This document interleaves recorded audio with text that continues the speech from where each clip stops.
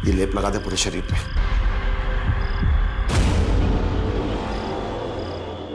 तुम लोग क्या कर रहे हो यहाँ पे? क्या टाइम हो गया? खाना लगाओ, जाओ। पूरे शरीर पे लगा अच्छे से।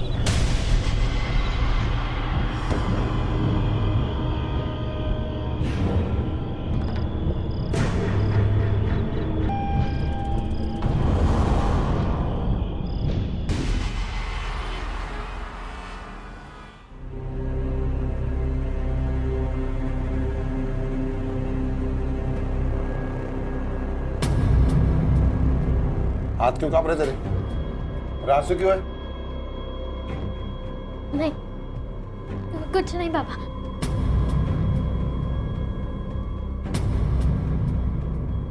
कितनी बार बोला तुझे खाने के बीच पानी नहीं पीते? ऐसे मॉल में खाना बिना पानी के गले से नीचे नहीं उतर रहा है। तो मत खाओ।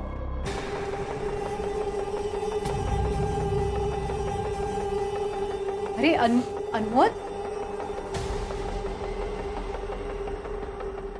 अब तक की घटी घटनाओं को देखकर शायद इस कहानी का सार और सिरा समझ में ना आए, लेकिन एक बात जो साफ हो जाती है वो है इस कहानी के किरदार, जिनमें से एक हैं, जी हां, एक जवान लड़की की लाश जिसे इस शख्स केदार दीक्षित ने अपने घर में छिपा कर रखा है। एक लाश के अपने बीच होने के एहसास से जन्मा डर इस परिवार के हर सदस्य के चेहरे पर दिखाई दे रहा था, लेकिन किसी में इतनी हिम्मत नहीं थी कि वो केदार दीक्षित से कुछ कह सके।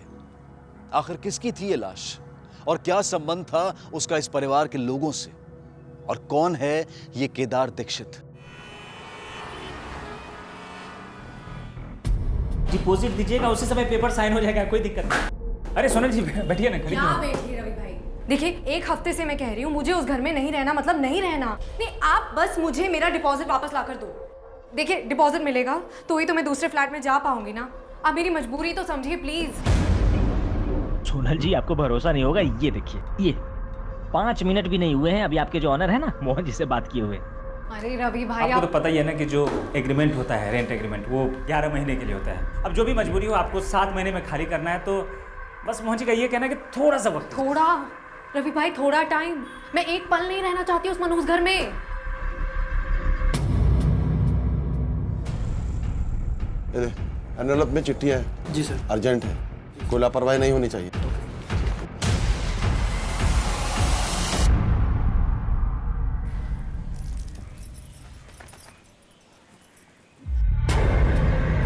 ओ ताई, यहाँ पे जमीन इतनी नरम नरम क्यों है? ए, क्या कर रही है तू? हट यहाँ से, हट यहाँ से, हट। यहाँ आकर कपड़े क्यों नीचे रहे? तुझे बोला था ना सामने कपड़े सुखाने के लिए, घर के पिछाड़े क्यों आई तू? मैं पहले भी तो यहाँ कपड़े सुखाती थी। मुझसे जबान लड़ा रही है? अब तेरी कोई जरूरत नहीं, कल आके तेरा पूरा हिसाब कर लेना। चल यहाँ से निकल। मेरी बात तो सुनो ताई, सुनो, निकल यहाँ से, निकल। क्या हुआ? हाँ? क्या हो रहा था इधर? वो राधा यहाँ आकर कपड़े सुखा रही थी। आप इतने जल्दी कैसे आ गए? मैं कुछ दिन के लिए वैद्य की दुकान बंद किया। दुकान बंद कर दे? ये क्या पागलपन है? घर कैसे चलेगा? घर चलाने का काम मेरा है, तू उसकी चिंता मत कर। और मैं जो कर रहा हूँ पागलपन नहीं है, ये बात अच्छे से समझ ले तू।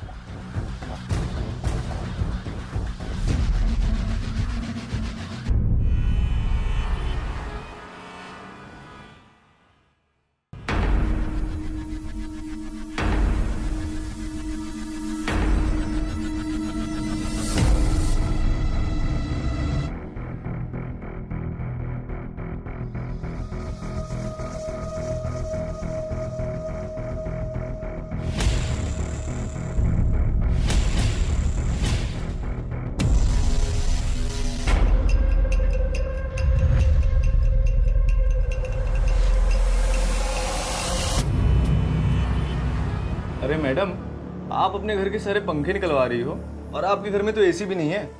आप इतनी गर्मी में रहोगी कैसे?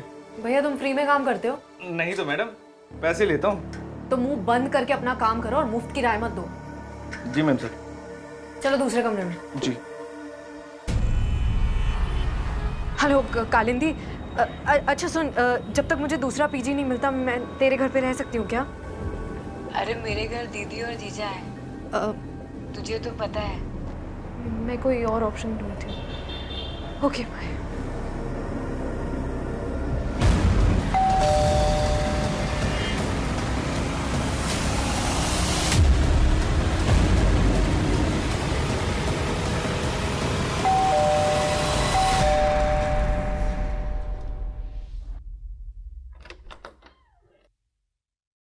अरे मोहन भाई, आप आइए आइए। देखिए मोहन भाई, आप प्लीज मेरी कंडीशन समझने की कोशिश कीजिए। माता पिता मेरे हैं नहीं, एक भाई है, अपने घर का खर्चा, भाई की पढ़ाई सब मैं ही देख रही हूँ। आप प्लीज मेरा डिपॉजिट का पूरा पैसा लौटा दीजिए ताकि मैं कोई और घर जाके देख लूँ।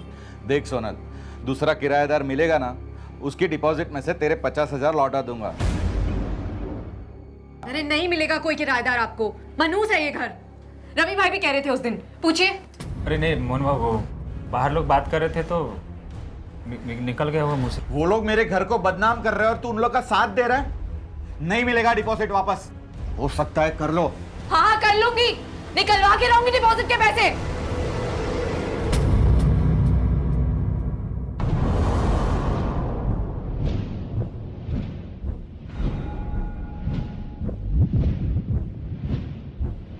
अहो, अनमोल स्कूल से घर आया ही नहीं। वो अपने दोस्त यश के यहाँ रुका है और कह रहा है कि यहाँ आएगा ही नहीं। जाओ बेटा, तुम अंदर जाओ, दरवाजा बंद कर लो।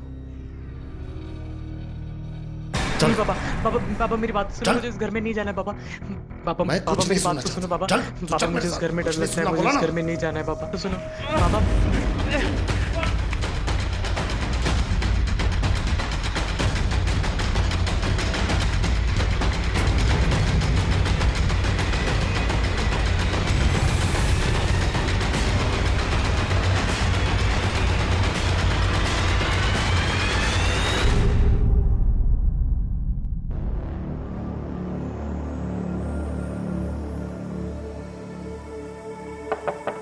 अनमोल,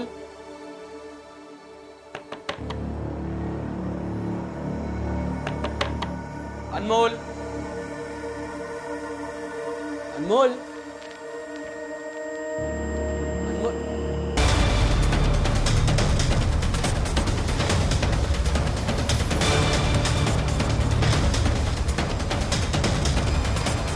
दरवाजे पर पोस्ट एंट्री नहीं दिख रही है। ये चिट्ठियां चीफ मिनिस्टर, होम मिनिस्टर और कमिश्नर साहब को लिखी गई हैं।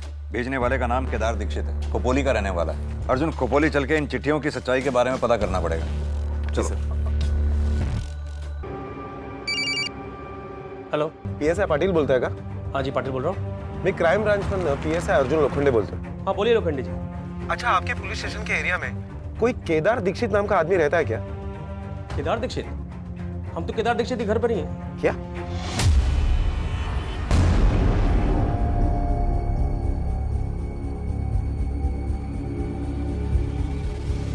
अरे वॉचमैन, शांतनु को देखा? कब से ढूंढ रहा हूँ, मिल नहीं रहा है कहीं पर। नहीं तो साहब, अगर आपने देखा शांतनु को? मोहन भाई सुनो ना। ये सोनल देख, प्लीज अभी डिपॉजिट की बात मत करना, मैं बहुत परेशान हूँ। मैं जानती हूँ आप क्यों परेशान हो। आइए आपकी परेशानी का हल बताती हूँ।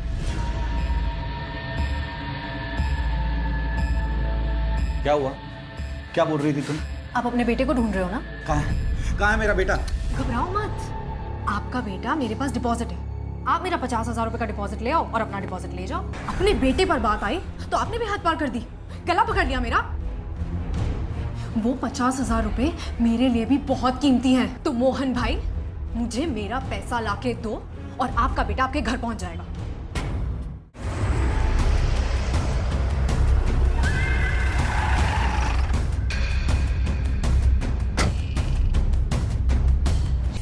लेकिन केदार की जो चिट्ठी हमें मिली है उसमें उसने अपनी बेटी की लाश का जिक्र किया है, जिसकी मौत काफी दिन पहले हो चुकी है। और उस चिट्ठी के मुताबिक उसकी बेटी की लाश इसी घर में है।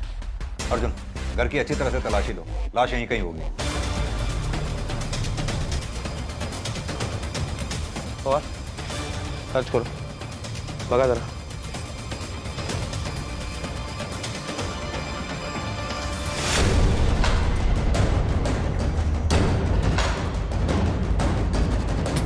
सर मैं दोस्त हूँ अनमोल का, अपने नोट्स लेने आया था। यहाँ आकर देखा तो अनमोल की लाश पड़ी थी।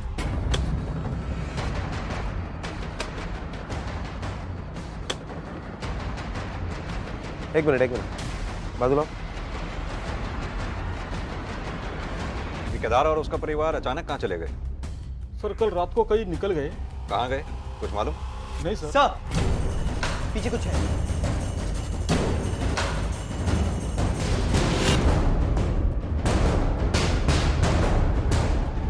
सर ये नीतू है, केदार भाई की बेटी।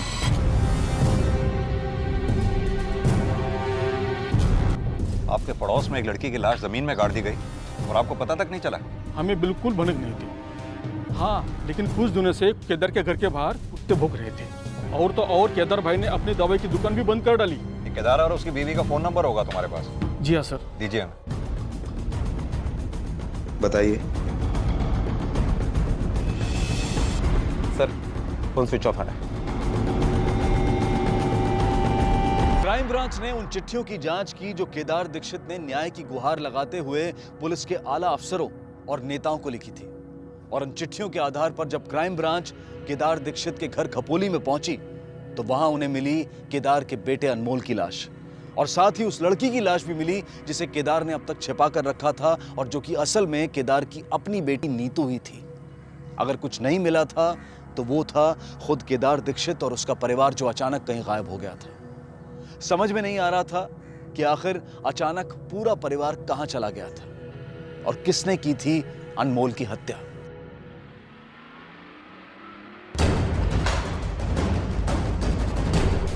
यही है वो लड़की। बोल मेरा बेटा किधर है? हाँ इससे मेरे बेटे को किडनैप किया है सर। सर मैंने किडनैप नहीं किया, मैं तो सिर्फ इन्हें डरा रही हूँ। इनका बेटा है कहाँ? सर आइए सर। शांतनु बेटा आजा बेटा। सर मैं तो अपना डिपॉजिट वापस लेना चाह रही थी सर। इससे आसान तरीका नहीं मिला तुम्हें कोई? सर मैं कितने दिनों से इनको। बेटा ये यहाँ पर आपको जबरदस्ती लेकर आई थी? नहीं, दीदी ने बोला चलो हम लोग वीडियो गेम खेलते और मैं यहाँ पहुँची। यादव बच्चे का बयान दर्ज कर लो और इसे थाने लेके चलो। सर मैंने तो कुछ नहीं किया। सर आप प्लीज मेरी बात तो सुनिए। दीदी ऐसा करने की क्या जरूरत थी आपको? अरे तो क्या करती मैं नामित, उस घर में एक पल नहीं रह पा रही हूँ मैं। और मोहन भाई डिपॉजिट वापस करने को तैयार ही नहीं है। हाँ दीदी पर ऐसा करने से आपको। तुम ज्ञान मत बांट मुझे, समझा? तू एक काम कर, तू रवि भाई से जाके मिल और उन्हें बोल कि मोहन भाई को समझाए कि ये केस वापस ले ले। ठीक है। पुणे पुलिस से यह कंफर्म हुआ है कि केदार दीक्षित की बेटी नीतू की लाश पुणे के शुभचिंतक सोसाइटी के फ्लैट नंबर 401 में 16 अक्टूबर को पंखे से लटकती हुई पाई गई। पोस्टमार्टम रिपोर्ट से यह भी साफ हो रहा है कि दम घुटने की वजह से और गले की हड्डी टूटने की वजह से उसकी मौत हुई। सर एक गोष्ट मुझे लक्षात येत नाहीये, जो बाप अपनी बेटी की सुसाइड केस को मर्डर केस साबित करने के लिए इतनी कोशिश कर रहा है, उसकी लाश संभाल के रख रहा है, अलग अलग जगहों पर चिट्ठियां लिखकर उसके दोबारा पोस्टमार्टम की रिक्वेस्ट कर रहा है, अब वही बाप अपने फैमिली के साथ गायब है जबकि उसके बेटे का यहाँ पर मर्डर हुआ है। अपने खबरियों को अलर्ट करो, केदार की फैमिली के फोटोग्राफ्स उन्हें भेजो। और हाँ, केदार के बेटे अनमोल के पोस्टमार्टम के साथ साथ केदार की बेटी नीतू का भी दोबारा पोस्टमार्टम कराओ। Okay sir.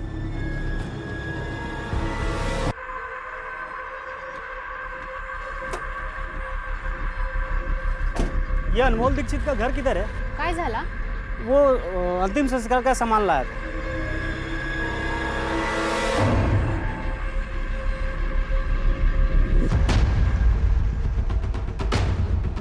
किसके कहने पे लेके आया ये अंतिम संस्कार का सामान? यहाँ भी पोस्टमार्टम नहीं हुआ, फैमिली वालों का कुछ पता नहीं, और तू अंतिम संस्कार का सामान लेके आ गया। किसने कहा था लाने के लिए? ये एड्रेस है, कल आप अंतिम संस्कार का सारा सामान इस एड्रेस पे पहुंचा देना। पैसे आपको डिलीवरी के टाइम ही मिल जाएंगे। क्या यही लड़का था वो? हाँ सर, यही लड़का था। सर केदार और उसकी पत्नी कविता, इन दोनों के मोबाइल अभी भी स्विच ऑफ ही आ रहे हैं। हमने पता लगाया केदार का मोबाइल खोपोली में स्विच ऑफ हुआ था और उसकी बीवी के मोबाइल का लास्ट लोकेशन नासिक का है। सर ये अनमोल और नीतू की पोस्टमार्टम रिपोर्ट है। रिपोर्ट के मुताबिक अनमोल की मौत रात 10 से 12 बजे के बीच में हुई है और उसकी मौत सर पर किसी भारी चीज के लगने की वजह से हुई। और नीतू की रिपोर्ट में क्या है? सर नीतू ने सुसाइड के पहले भारी मात्रा में नींद की दवा खाई थी। उसके सिर पर अंदरूनी चोट भी थी, लेकिन नीतू की मौत की असली वजह फांसी लगना है। लेकिन वो सुसाइड करने के लिए ये सब क्यों करेगी? बड़ी अजीब बात है। पुरानी पोस्टमार्टम रिपोर्ट से नई वाली मैच नहीं कर रही। पहली पोस्टमार्टम रिपोर्ट में ना दवाइयों का जिक्र था, ना ही ब्रेन हेमरेज का। इसका मतलब केदार का दावा सही था कि उसकी बेटी का मर्डर हुआ। केदार दीक्षित और उसका परिवार या तो बहुत ही अलग और अनोखा था, या फिर इनके साथ कोई अनहोनी हुई थी। एक तरफ तो केदार दीक्षित अपनी बेटी की लाश को घर में छिपाकर पुलिस के आला अफसरों से उसके दोबारा पोस्टमार्टम की गुहार लगा रहा था, और वहीं दूसरी तरफ अपने बेटे की लाश को घर पर छोड़कर अपने परिवार के साथ भाग खड़ा हुआ था।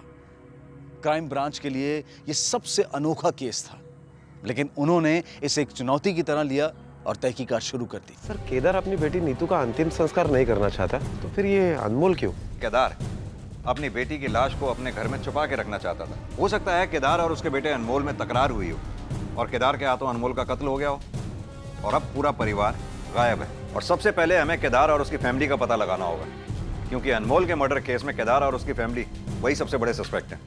केदार दीक्षित के हाथ आए बिना इस केस का सुलझना मुश्किल था, इसलिए पुलिस ने जोर शोर से उसकी तलाश शुरू कर दी। साथ ही नीतू के कातिल और उसके कत्ल की वजह को ढूंढने के लिए क्राइम ब्रांच पुणे रवाना हुई। सॉरी सर, डॉक्टर की गलती की वजह से हम भी इस केस को आगे इन्वेस्टिगेट नहीं कर पाए, लेकिन अब हम आपको पूरा कोऑपरेट करेंगे। सर ये वही डॉक्टर है जिन्होंने नीतू दीक्षित का पहले पोस्टमार्टम किया था। सॉरी सर, उस दिन 5-6 लाशों का पोस्टमार्टम करना था। वो शाम को मेरी बेटी की बर्थडे पार्टी भी थी, शायद जल्दबाजी में कुछ छूट गया हो। आपको जरा सा भी एहसास है आपकी इसी लापरवाही की वजह से एक मुजरिम खुला घूम रहा है? सॉरी सर, आगे से दोबारा ऐसा नहीं होगा। आगे से आप दोबारा कर भी नहीं पाएंगे ऐसा। इनके खिलाफ लापरवाही का चार्ज लगाइए। सर आप जाइए, कोर्ट के नोटिस का इंतजार कीजिए। सर सॉरी सर, ले जाओ। दोबारा नहीं होगा ऐसा सर, प्लीज नहीं होगा सर। ये नीतू जिस फ्लैट में रहा करती थी, उस फ्लैट में नीतू के अलावा और कोई भी रहता था क्या? हाँ सर, उस फ्लैट में उसके साथ एक लड़की रहती थी जिसका नाम सोनल है।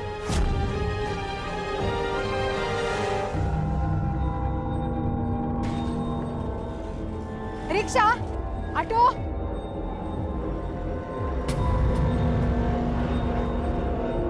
भाभी आप लोग कहाँ थे और कहाँ जा रहे हो? हम घर जा रहे हैं। आप लोग को पुलिस ढूंढ रही है। पुलिस? आपके घर से नीतू की लाश मिली है। लाश? भाभी आप तो ऐसा बोल रही जैसे आपको कुछ मालूम ही नहीं है। आप लोग जिस रात को गए उसी रात को अनमोल का मर्डर भी हो गया। अनमोल? हाँ भाभी, हमने आपका फोन बहुत ट्राई किया मगर फोन भी तो नहीं लग रहा था।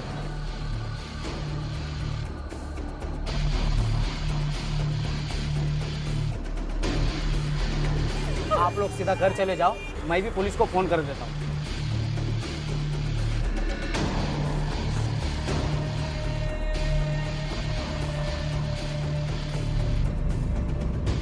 कितनी बार बोला तुझे खाने के पीछे पानी नहीं पीते? ऐसे मॉल में खाना बिना पानी के गले से नीचे नहीं उतर रहा है। तो मत खाओ। भैया रेलवे स्टेशन चलो। आप लोग जिस रात को गए उसी रात को अनमोल का मर्डर भी हो गया। अब हम घर नहीं जा सकते।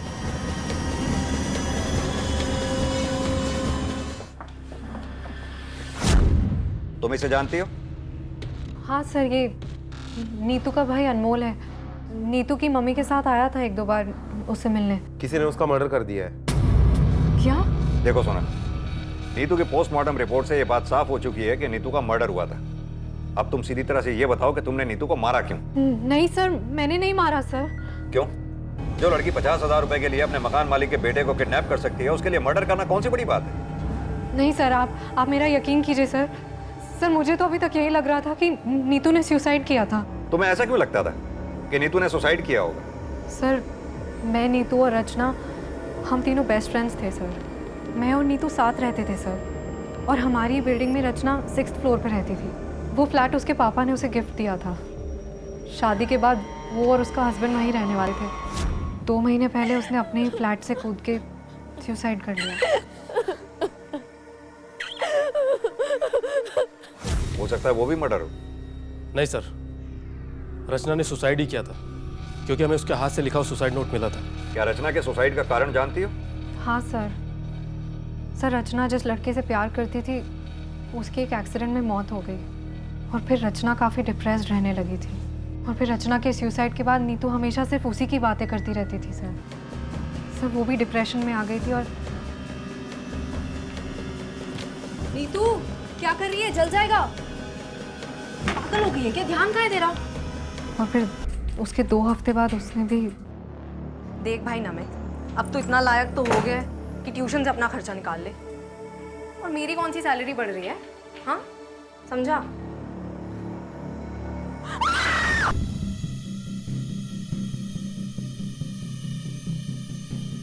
सर सुसाइड हो या मर्डर, मोहन भाई के घर को पनौती तो लग गई ना। यहाँ 2 लोगों की जान चली गई, तुम्हें फ्लैट की पनौती की पड़ी है।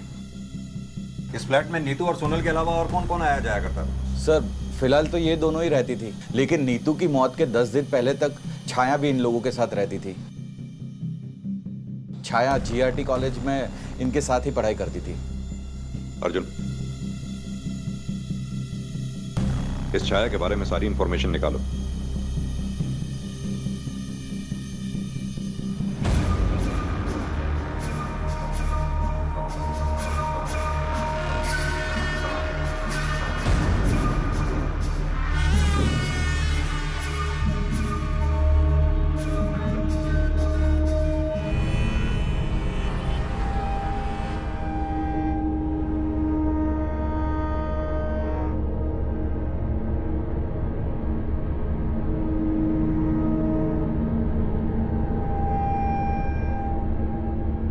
मामा का घर इधर ही, तू मामा के घर जा।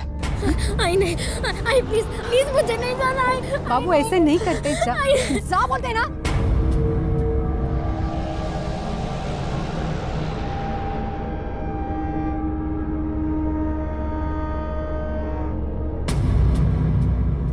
छाया, तुमने नीतू का पीजी अचानक क्यों छोड़ दिया था? सर रचना की मौत के बाद उस बिल्डिंग को लोग मनुष्य बिल्डिंग कहने लगे थे, इसलिए छोड़ दिया। छाया, हमें पता चला है तुम्हारी फैमिली की फाइनेंशियल कंडीशन कुछ ठीक नहीं है। तुमने मेडिकल कॉलेज में स्कॉलरशिप लेने के लिए अप्लाई किया था। फर्स्ट सेमेस्टर में तुम्हारी रैंक 2nd थी और नीतू की 1st। और इस सेमेस्टर में तुम नहीं चाहती कि नीतू दोबारा फर्स्ट आए।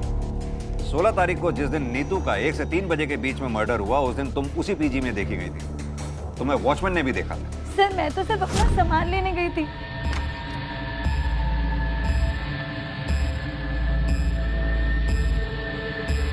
मैं तो नीतू से मिली भी नहीं थी। लेकिन नीतू का पीजी छोड़ने के बाद उस घर की एक चाबी तुमने अपने पास रखी। यानी जो कुछ भी किया पूरी प्लानिंग के साथ किया। सर मैं तो ऐसा कुछ करने का सोच भी नहीं सकती। ऐसा क्यों? क्योंकि सर नेक्स्ट एग्जाम में मैं नीतू से ज्यादा मार्क्स लाने वाली थी। वो कैसे? सर नीतू पढ़ाई में बहुत अच्छी थी, लेकिन इधर उसका दिल पढ़ाई में कम और प्यार में ज्यादा था। प्यार किससे? सर सोनल के भाई नमित से। छाया, अगर तुम्हारी ये बात झूठ निकली ना तो तुम्हारा ही नुकसान होगा। नहीं सर, आप चाहे तो किसी से भी पता कर सकते हैं। सच क्या है झूठ क्या है ये तो हम पता लगा ही लेंगे। फिलहाल तुम जा सकती हो, लेकिन हमसे पूछे बगैर ये शहर छोड़कर जाना नहीं कहीं। सर सोनल ने ये नीतू के अफेयर वाली बात हमें क्यों नहीं बताई? अर्जुन, हो सकता है नीतू के मर्डर में सोनल या नमित, इन दोनों में से कोई इन्वॉल्व हो, इसीलिए सोनल ने हमें पूरी बात बताई ही ना हो। लेकिन छाया की कहानी पे भी भरोसा नहीं किया जा सकता। हो सकता है इसने अपने आप को बचाने के लिए कोई कहानी बनाई हो। ये छाया के स्टेटमेंट को क्रॉस वेरीफाई करो। Okay sir.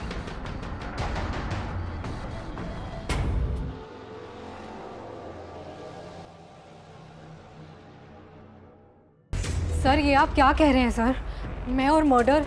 नहीं सर, मुझे तो नमित और नीतू के अफेयर के बारे में भी नहीं पता था। सर आपको किसी ने झूठी इन्फॉर्मेशन दी है। बस ज्यादा होशियारी नहीं, सीधी तरह से ये बताओ कि तुम्हारा भाई नमित इस वक्त है कहाँ पर? सर मेरे और नीतू दी के बीच कोई अफेयर नहीं था।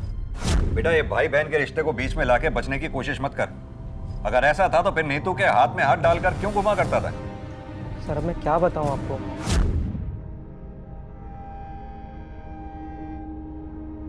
हाय, मैं आदित्य। तो मैं यही बाजू वाली बिल्डिंग में रहता हूँ। एक्चुअली मुझे कहीं अर्जेंटली जाना है, तो प्लीज़ मुझे ऑटो रिक्शा स्टैंड तक छोड़ दो। हाँ it's fine. Thank you so much.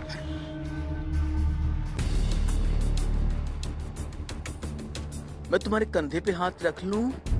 Actually bike पे मुझे बहुत डर लगता है ना, कहीं मैं गिर गया तो। आइला, तुम तो सच में बहुत भुजंग बाहु हो। सर एक दिन मैंने उसकी हेल्प क्या कर दी, वो तो पीछे ही पड़ गया, दूसरे दिन आके आई लव यू बोलने लग गया। मैं ये बात सोनल दी को कैसे बताऊँ, मुझे समझ ही नहीं आ रहा था सर मेरे और नीतू दी के बीच ज़्यादा एज डिफरेंस नहीं था और मेरी उनसे बॉन्डिंग भी अच्छी होने लगी थी, तो एक दिन मैंने सब कुछ नीतू दी को बता दिया।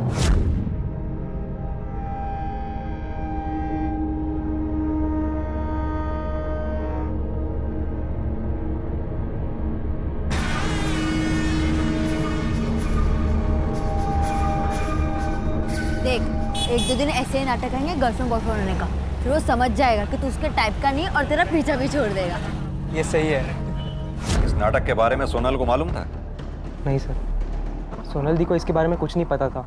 मतलब तेरी कहानी सच है या नहीं, इस बात का कोई सबूत या गवाह है ही नहीं। जो गवाह थी नीतू, वो मर चुकी है। मतलब तेरी कहानी झूठ भी हो सकती है, कोई बात नहीं। अब तेरी कहानी का सच आदित्य बताएगा। नहीं सर, मारेगा मत सर, मैं बर्दाश्त नहीं कर पाऊंगा सर। तो फिर सच सच बता, तेरे और नमित के बीच में सीन क्या चल रहा है? सिर्फ सीन नहीं सर, ये तो हमारी एक अधूरी प्रेम कहानी है। और इसी अधूरी प्रेम कहानी को पूरा करने के लिए तूने नीतू को मार दिया? नहीं सर, मैं तो खुद के काटे मच्छर को भी नहीं मार सकता हूँ सर, तो मैं नीतू की जान कैसे ले सकता हूँ? क्यों? प्यार में तो लोग दूसरे की जान तक ले लेते हैं। सर, प्यार में जान लेना सच्चा प्यार नहीं होता, हैवानियत होती है, वैशीपना होता है। अरे प्यार में तो लोग जान तक लुटा देते हैं सर। अब पुलिस के सामने सिर्फ दो संभावनाएं बनती थी। पहली, सोनल और उसके भाई नमित में से किसी एक ने या फिर दोनों ने मिलकर नीतू का कत्ल किया था, या फिर नमित से एक तरफा प्यार करने वाले इस लड़के आदित्य ने नीतू को नमित से दूर रखने के लिए उसे मार दिया था। पुलिस ने इन दोनों संभावनाओं को खंगालने की कश्मकश शुरू कर दी, लेकिन वो इस बात से अनजान थी कि जल्द ही उन्हें इस मामले से जुड़ी अब तक की सबसे बड़ी खबर मिलने वाली थी। एक minute sir. Hello, okay, thank you sir. अभी इंफॉर्मेशन मिली है कि केदार के एटीएम कार्ड से नासिक के एरिया से पैसे निकाले गए हैं। नासिक पुलिस को इन्फॉर्म करो, नासिक निकलने की तैयारी करो। सर ये रूम में है, ये रूम में। धोखा दी तू मेरे को? हाँ, मैं पागल वागल नहीं हूँ। छोड़ छोड़ छोड़ मेरे को, छोड़। फसौलस तू मला, धोखे से लेके आई मेरे को इधर। फसौलस तू? हाँ, अरे छोड़ छोड़, मैं पागल नहीं हूँ।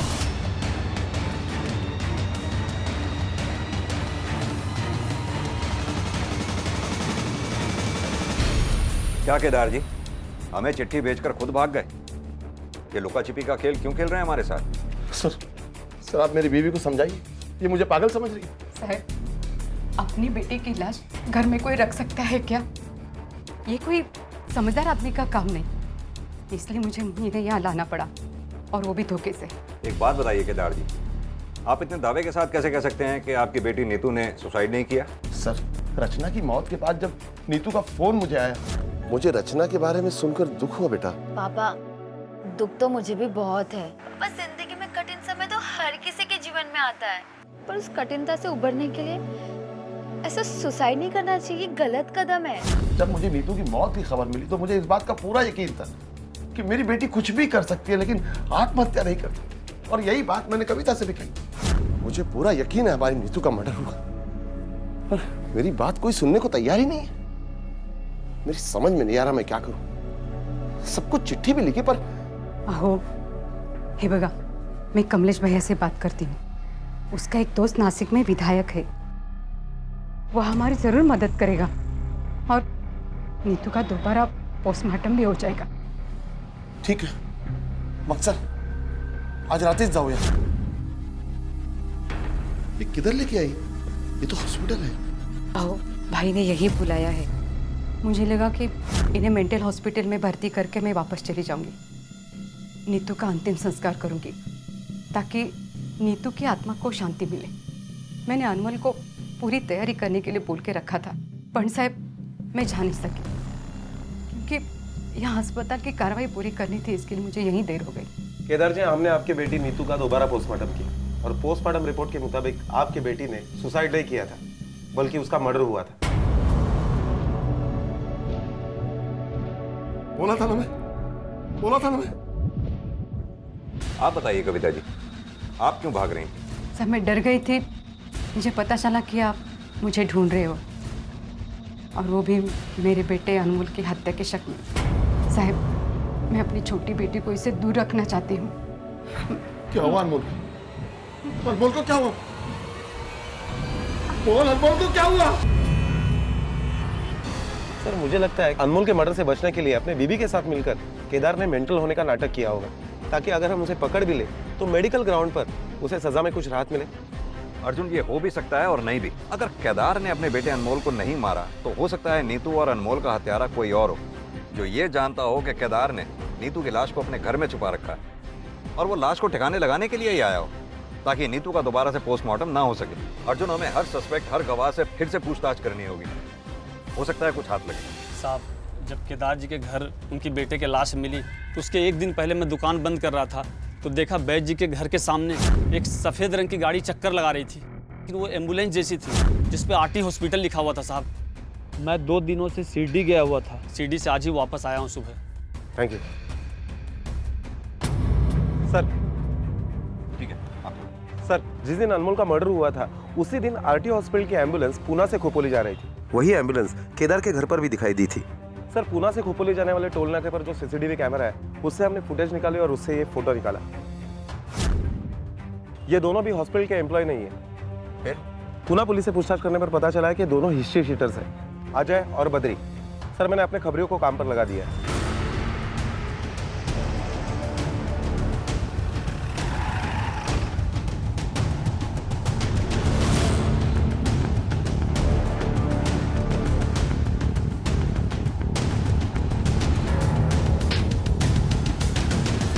पता किसके कहने पे केदार दीक्षित के घर में गया था और क्यों गया था?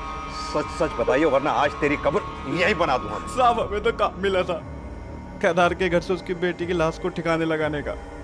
हमारे दोस्त के गैराज पर एक हॉस्पिटल वैन थी, हमने वो ली और केदार के घर खपोली पहुंचे और देखा कि पूरी फैमिली कहीं बाहर जा रही थी, तो हमने सोचा कि सही मौका है। जब हम अंदर गए तो हमने देखा कि केदार का बेटा घर पे था और हमें लाश भी नहीं मिली उसके घर से। किसके कहने पे किया था ये सब? आदित्य नाम बताया था साहब उसने अपना।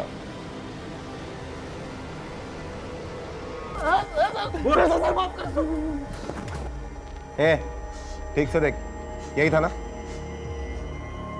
नहीं साहब, ये नहीं था वो। ध्यान से देखे से। साहब, सच में ये आदमी नहीं है। मैंने कुछ नहीं किया था। अर्जुन, वो आदमी जो भी था बहुत चालाक है, उसने असली नाम नहीं बताया इसे। वो आदमी जो भी है नीतू को भी जानता है और इस आदित्य को भी। हो सकता है वो आदित्य को फंसाना चाहता हो, और ये भी हो सकता है कि वो आदमी उस सोसाइटी से रिलेटेड हो।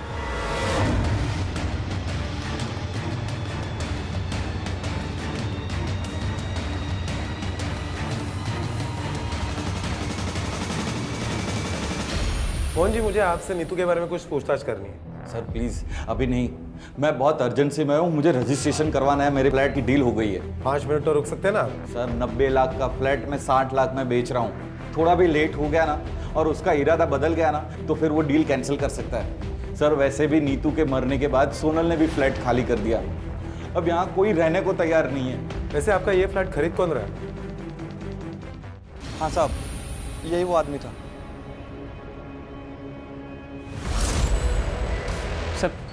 सर कौन है ये? मैं नहीं जानता इसको। सर मेरे घर की डील है सर, मैं बाद में मिलता हूँ ना सर। पता है हमें, तू मोहन का घर खरीद रहा है ना? हाँ, 90 लाख का फ्लैट 60 लाख में जो मिल रहा था तुझे, रचना के सुसाइड करने के बाद उसके बाप ने अपना फ्लैट आधे दामों पे जो बेच दिया था। 60 लाख का घर उन्होंने सिर्फ 40 लाख में बेचा। वहीं से ये आइडिया आया था ना तुझे? लालच आ गया था मुझे। नीतू के फ्लैट की एक डुप्लीकेट चाबी मेरे पास थी, उसके फ्लैट के ऊपर एक खाली फ्लैट था जिसकी भी चाबी मेरे पास ही रहती थी। फिर रात को मैं वो खाली फ्लैट में रुक गया और फिर अगले दिन दोपहर में जब बाहर कोई नहीं था, सर मुझे पता था कि नीतू फ्लैट में अकेली है, मैं मौका देखकर उसके घर में घुस गया।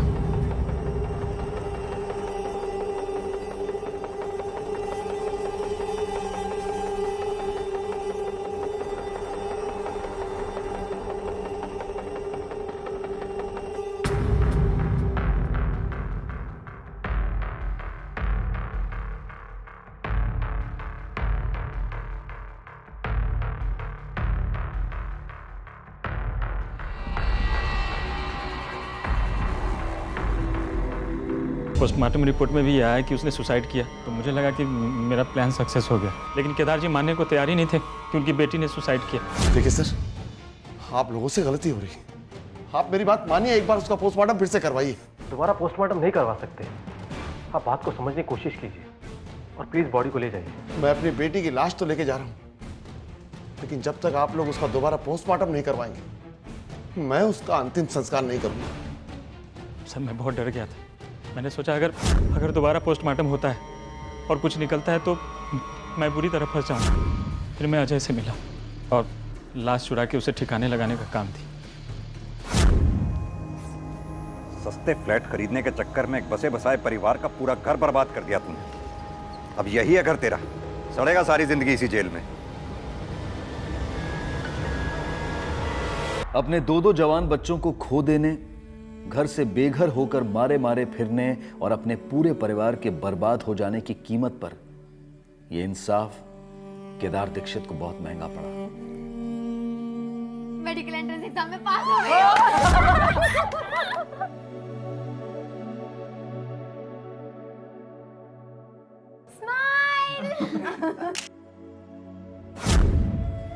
आप सही थे,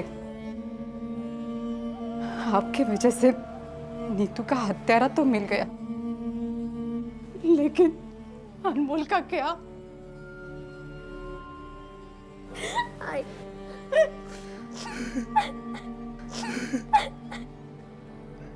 नीतू की ये कहानी उन सभी लोगों के लिए एक बहुत बड़ा सवाल है जो जुर्म, लालच और नाइंसाफी की इस तरह की घटनाओं को सुनकर और पढ़कर अफसोस जताते हुए ये तो कहते हैं कि ये दुनिया अब रहने लायक नहीं रही है, लेकिन इस सच्चाई को पूरी तरह से नजरअंदाज कर देते हैं कि कहीं ना कहीं इन हालात के लिए वो खुद भी जिम्मेदार है। हम सब जिम्मेदार हैं। हर वो इंसान जिम्मेदार है जो इस समाज में, इस दुनिया में रहता है। वो एस्टेट एजेंट जिसने अपनी लालच की वजह से नीतू का कत्ल किया, वो किसी दूसरे ग्रह से नहीं आया था, बल्कि हमारे इसी समाज का हिस्सा था। कुछ लोग शायद ये कहेंगे कि किसी एक व्यक्ति की गलती का जिम्मेदार पूरे समाज को कैसे ठहराया जा सकता है, लेकिन इस तर्क में कोई दम नहीं। ये पूरी तरह से खोखला है, क्योंकि किसी भी इंसान को उसकी सोच, उसके परिवार और अपने समाज से मिलती है। अपने बेटे की किसी ऐसी जगह पर पोस्टिंग हो जाने पर जहां पर ऊपरी कमाई अच्छी होती है, हम खुशी में पूरे मोहल्ले में लड्डू बांटते हैं। हम ये कभी नहीं मानते हैं कि हमने हर इंसान में लालच के संस्कार खुद भरे हैं। हमने पैसे को, रुपए को इतना इंपॉर्टेंट बना दिया है कि हर कोई उसे पाना चाहता है, फिर चाहे उसे पाने का रास्ता और तरीका कितना भी गलत क्यों ना हो। अगर हम चाहते हैं कि जो कुछ नीतू और उसके पिता केदार दीक्षित के साथ हुआ वो दोबारा ना हो, तो हमें अपने सामाजिक संस्कारों पर फिर से गौर करना होगा, शायद उन्हें बदलना होगा, वरना इस तरह के हादसे बार बार होते रहेंगे और फिर ये दुनिया वाकई में रहने के लायक नहीं रहेगी। इसी विचार के साथ अब मैं अनूप सोनी आपसे विदा लेता हूं। फिर मुलाकात होगी अगले एपिसोड में एक और चौंका देने वाले केस के साथ। तब तक अपना और अपने परिवार का ख्याल रखें और देखते रहें क्राइम पेट्रोल डायल 100। सबक एक को, सीख हम सबको। जय हिंद।